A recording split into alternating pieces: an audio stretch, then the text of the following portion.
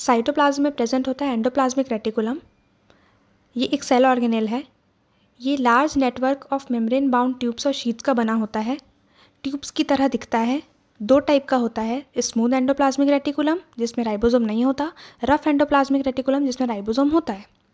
इसमें दिख रहा है कि एंडोप्लाज्मिक रेटिकुलम कहाँ पे है, दोनों SCR और RER दिख रहा है।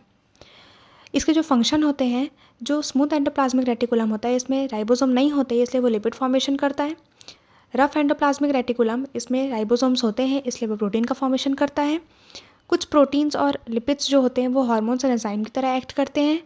लिपिड्स और प्रोटीन्स जो फॉर्म हुए रहते हैं वो सेल मेम्ब्रेन का फॉर्मेशन के लिए हेल्प करते हैं। इसको बोलते हैं मेम्ब्रेन बायोजेनेसिस। ये सर्व करता है कि ट्रांसपोर्ट कर सके मटेरियल्स को, और जो स्मूथ एंडोप्लाज्मिक रेटिकुलम है वो डिटॉक्सिफाई करता है पॉइजन्स को और ड्रग्स को, जो कि लिवर सेल में होता है। सेल के साइटोप्लाज्म में प्रेजेंट होता है गोल्जी कॉम्प्लेक्स या Golgi apparatus, discovered by Camillo Golgi. Camillo Golgi इसको डिस्कवर किए थे।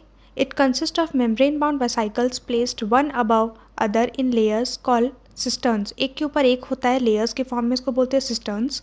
ये सेल का स्ट्रक्चर है। इसमें गोल्जी बॉडी ग्रीन कलर में दिख रहा है जो कि स्टैक्स या फिर लेयर्स के फॉर्म में प्रेजेंट है।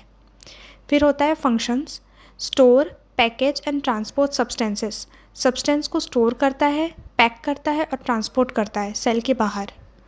Helps in transport of lysosome, lysosome के ट्रांसपोर्ट में हेल्प करता है। ये सोसाइटल बैग ऑफ सेल बोलते हैं, इसमें डाइजेस्टिव एंजाइम से फिल्ड होता है। ये कन्वर्ट करता है सिंपल शुगर को कॉम्प्लेक्स शुगर में। सेल के साइटोप्लाज्म में प्रेजेंट होता है lysosome, membrane bound sac filled with digestive enzymes made by RER। Membrane bound मतलब मेम्ब्रेन का होता है, उसमें डाइजेस्टिव एंजाइम्स फिल होता है और रफ एंडोप्लाज्मिक रेटिकुलम से बना होता है। ये सेल का डायग्राम है, इसके अंदर लाइजोसोम वो कर रहे हैं। फंक्शंस जो होते हैं इसके, ये फॉरेन मटेरियल्स मतलब जो बाहर से जो मटेरियल्स आते हैं उसको क्लीन करता है, और जो सेल ऑर्गेनेल जैसे एंडोप्लाज्मिक रेटिकुलम, गोल्जी बॉडी, ये सारी चीज़ें जो अगर डैमेज हो जाते हैं उसको भी ये क्लीन करता है। जब सेल जो है वो डैमेज हो जाता है तो लाइजोसोम बर्स्ट हो जाता है और डाइजेस्टिव एंजाइम रिलीज करता है, इसलिए इसको सोसाइटल बैग ऑफ सेल भी बोलते हैं। सेल के साइटोप्लाज्म में प्रेजेंट होता है माइटोकॉन्ड्रिया।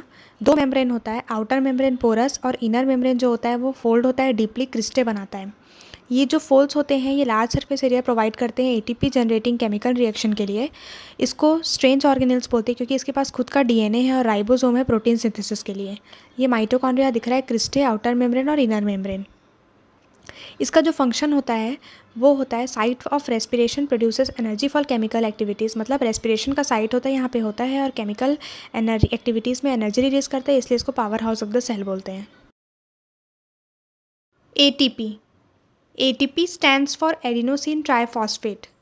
ATP का फुल फॉर्म है एडिनोसिन ट्राइफॉस्फेट, क्योंकि इसमें 3 फॉस्फेट होता है और एडिनोसिन के साथ जुड़ा होता है। Energy released during respiration is stored in the form of ATP। ये ATP के फॉर्म में स्टोर रहता है कहाँ, माइटोकॉन्ड्रिया में, जो कि अलग अलग पर्पस सेल के पर्पस के लिए यूज़ होता है। ये माइटोकॉन्ड्रिया में होता है, इसलिए माइटोकॉन्ड्रिया को एनर्जी करेंसी ऑफ सेल भी बोलते हैं। प्लास्टिड, इसमें आउटर मेम्ब्रेन होता है, इनर मेम्ब्रेन होता है, इंटर मेम्ब्रेनस स्पेस होता है और थैलेकॉइड्स प्रेजेंट होते हैं लेयर में, और इसके थैलेकॉइड के स्टॉक को बोलते हैं ग्रेनम। ये प्लास्टिड प्लांट सेल में प्रेजेंट होता है और ये डबल मेम्ब्रेन बाउंड ऑर्गेनेल होता है। इसमें बहुत सारे लेयर्स प्रेजेंट होते हैं जिसको बोलते हैं थैलेकॉइड, और उसके स्टॉक को बोलते हैं ग्रेनम।